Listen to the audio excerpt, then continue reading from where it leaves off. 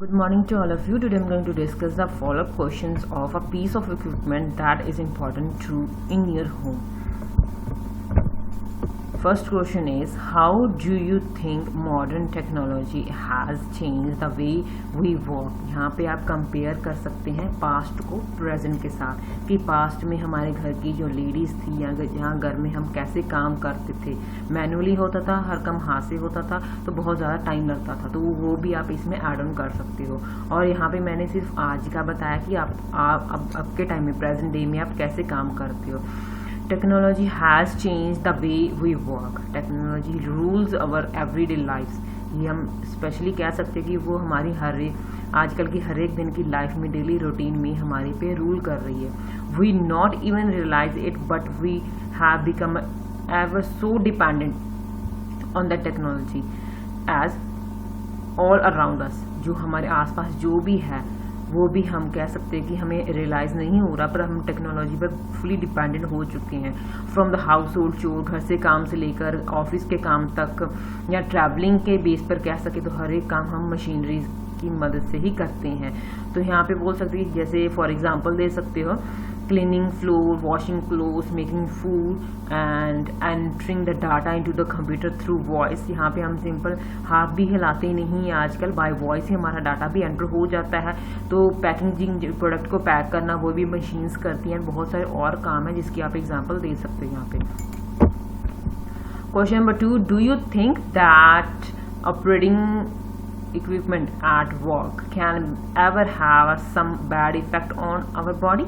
Obviously अगर किसी चीज़ के एडवांटेजेस हैं तो उसके साइड इफेक्ट, डिसएडवांटेजेस भी होंगी। तो अगर हम काम के टाइम पे या वर्क प्लेस पे इसको यूज़ करने, जैसे फॉर एग्जांपल दे सकते हैं कोई हैवी मशीनरी यूज़ कर रहे हैं, तो ऑब्वियसली उसको खड़े होकर ऑपरेट करना या बैठ कर ऑपरेट करना फॉर लॉन्ग आवर्स, तो हो या हमारा बॉडी पोस्चर है वो हमारा ख़राब हो जाता है। हमारी जो बॉडी पेन स्टार्ट हो जाती है अगर रेगुलर हम लगातार बैठे रहेंगे या खड़े रहेंगे, तो जो उसके बाद हम बॉडी मूवमेंट करते हैं तो उसमें पेन होता है, तो बॉडी इससे बैड इफेक्ट होती है।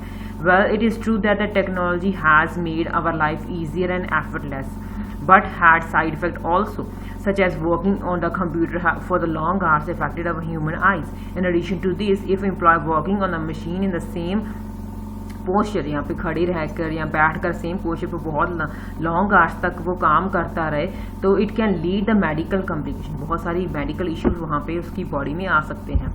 Question number 3, do you think it is important for the employees in the industry to be trained to use equipment at the work?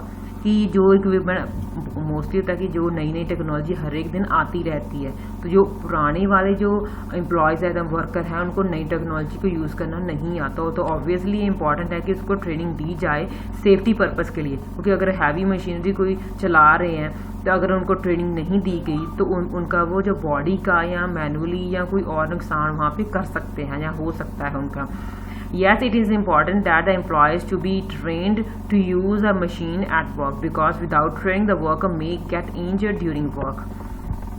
Question number 4, do you agree that the older people have a difficulty in using the advanced modern technology बोल सकते हैं या equipment बोल सकते हैं? How can we help the adult people to use the modern devices? A few decades ago, most of the industrial work were done through the labor. But now, most of the work done by the machines, it is very difficult for the employees, particularly old workers who are not highly educated. So it is important to companies to provide the training to older employees.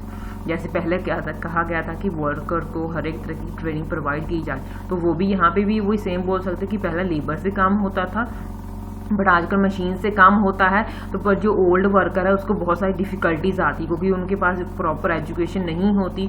तो companies का बनता है कि वो उनको training provide करे, या साथ वाले जो यंग एम्प्लॉयज़ है वो उनको एडवाइस कर सके कि इसको कैसे यूज़ करना है।